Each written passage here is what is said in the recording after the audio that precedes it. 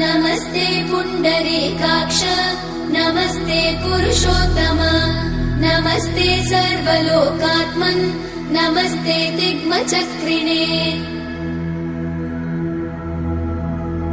नमो ब्रह्मण्यदेवाय गोब्राह्मणहिताय च जगद्दिताय कृष्णाय गोविन्दाय नमो नमः।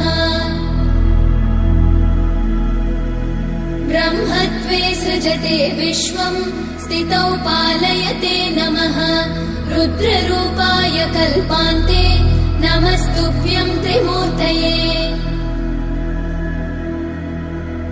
देवायक्षासुरा सिद्धा नागा गन्धर्व किन्नरा पिशाचा राक्षसाश्चैव मनुष्या पशवश्च ये।